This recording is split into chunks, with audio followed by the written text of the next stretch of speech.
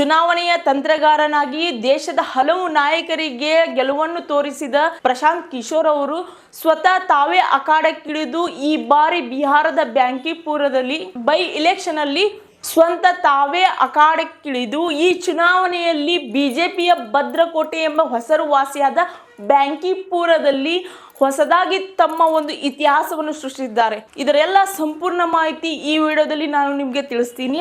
ಅದಕ್ಕೆ ನೀವು ನೋಡ್ತಿದ್ದೀರಾ ಪಬ್ಲಿಕ್ ನ್ಯೂಸ್ 18. ನಾನು ಸಲ್ಮಾನ್ ನದಾಫ್.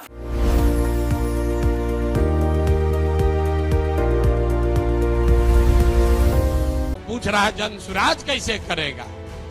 कांग्रेस से नहीं हुआ, लालू जी से नहीं हुआ, नीतीश से नहीं हुआ, मोदियों जी से नहीं हुआ, तो प्रशांत किशोर कैसे कर देगा? बिहार में और कुछ हो या न हो, आपके हमारे सबके बच्चों के लिए अच्छी शिक्षा और रोजगार होना चाहिए या नहीं होना चाहिए? कि चाहे आप वोट लालू जी को दीजिए कि नीतीश को, मोदी को दीजिए या जन सुराज को, जो रास्ता अभी दिखाएंगे आपके आंख के सामने दिखेगा. आपके बच्चों को पढ़ाई रोजगार मिलेगा ही मिलेगा. ವೀಕ್ಷಕರೇ, ಬಿಹಾರದ ಬಾಂಕಿಪುರ್ ವಿಧಾನಸಭಾ ಉಪಚುನಾವಣೆಯಲ್ಲಿ ಜನ ಸುರಾಜ್ ಪಕ್ಷದ ಸಂಸ್ಥಾಪಕ ಪ್ರಶಾಂತ್ ಕಿಶೋರ್ ಅವರು ಭರ್ಜರಿ ಗೆಲುವನ್ನು ಸಾಧಿಸಿದ್ದಾರೆ.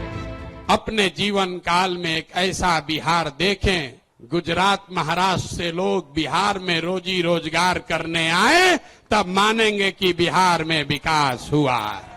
ಸುಮಾರು 3 ದಶಕಗಳಿಂದ ಬಿಜೆಪಿಯ ಪ್ರಾಬಲ್ಯ ಹೊಂದಿದ್ದ ಈ ಕ್ಷೇತ್ರದಲ್ಲಿ ಈ ಫಲಿತಾಂಶದ ದೊಡ್ಡ ರಾಜಕೀಯ ಅಚ್ಚರಿ ಮೂಡಿಸಿದೆ.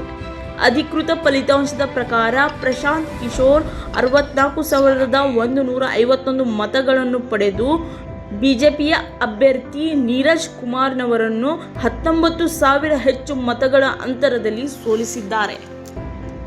ಹಾಗಾದ್ರೆ ಈ ಗೆಲುವಿನ ಹಿಂದೆ ಹಲವಾರು ಕಾರಣಗಳು ಇರಬಹುದು.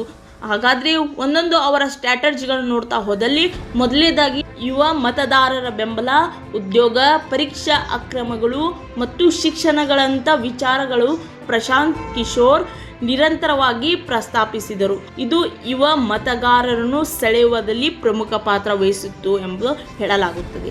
ಇನ್ನು ಎರಡನೇದಾಗಿ ನೋಡ್ತಾ ಹೋದಲ್ಲಿ, ಮನೆ ಮನೆಗಳಲ್ಲಿ ತೆರಳಿ ನಡೆಸಿದ್ದ ಪ್ರಚಾರ, ಭಾರಿ ಜನರೊಂದಿಗೆ ನೇರ ಸಂಪರ್ಕ ಸಾಧಿಸಿ ಸ್ಥಳೀಯ ಸಮಸ್ಯೆಗಳ ಬಗ್ಗೆ ಪ್ರಚಾರ ನಡೆಸಿದ್ರು.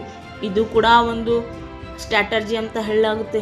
ಮೂರನೇದಾಗಿ ಬಿಜೆಪಿಯ ವಿರುದ್ಧ ಸ್ಥಳೀಯ ಅಸಮಾಧಾನ ಮತ್ತು ಬದಲಾವಣೆಯ ನಿರೀಕ್ಷೆ ಜನ ಸುರಾಜ್ ಪಕ್ಷಕ್ಕೆ ಅನುಕೂಲವಾಯಿತು ಎಂದು ಹೇಳಲಾಗುತ್ತದೆ. ಹಾಗಾದರೆ ಈ ಗೆಲುವಿನೊಂದಿಗೆ ಪ್ರಶಾಂತ್ ಕಿಶೋರ್ ಅವರು ಕೇವಲ ಚುನಾವಣೆಯ ತಂತ್ರಗಾರ ಎಂಬ ಗುರುತಿನೊಂದಿಗೆ ಹೊರಬಂದು ಜನರಿಂದ ಆಯ್ಕೆಯಾದ ನಾಯಕನಾಗಿ ಹೊಸ ರಾಜಕೀಯ ಅಧ್ಯಯನ ಆರಂಭಿಸಲಿದ್ದಾರೆ ಎಂದು ಹೇಳಲಾಗುತ್ತದೆ. ಜನ ಸುರಾಜ್ ಪಕ್ಷಕ್ಕೆ ಇದು ಮೊದಲ ವಿಧಾನಸಭೆ ಗೆಲುವು ಎಂದು ಹೇಳಲಾಗ್ತಾ ಇದೆ. ನೋಡಿದ್ರಲ್ಲ ವೀಕ್ಷಕರೇ, ನೀವು ಪ್ರಶಾಂತ್ ಕಿಶೋರ್ ಅವರ ಸ್ಟ್ರಾಟಜಿಗಳು ಮತ್ತು ಈ ಬ್ಯಾಂಕಿಪುರದ ಎಲ್ಲ ಇತಿಹಾಸವನ್ನು, ಬಿಜೆಪಿಯ ತವರು ಎಂದೇ ವಾಸಿಯಾಗಿದ್ದ ಈ ಒಂದು ಹೇಳಿಕೆಯನ್ನು ಉಡಿಸ್ ಮಾಡಿದ ಕಥೆಯನ್ನು, ಬ್ಯಾಂಕಿಪುರ ಈ ಉಪಚುನಾವಣೆ ಫಲಿತಾಂಶವು ಮುಂದಿನ ಚುನಾವಣೆಯ ಮುನ್ಸೂಚನೆ. ಹಾಗಾದರೆ ಇದರ ಬಗ್ಗೆ ಎಲ್ಲ ಸಂಪೂರ್ಣ ಮಾಹಿತಿಯನ್ನು ನೀವು ನೋಡಿದ್ದೀರಾ. ಇದರ ಬಗ್ಗೆ ನಿಮ್ಮ ಅಭಿಪ್ರಾಯವನ್ನು ನಿಮ್ಮ ಕಮೆಂಟ್ ಬಾಕ್ಸಲ್ಲಿ ತಿಳಿಸಿ. ನಮಸ್ಕಾರ.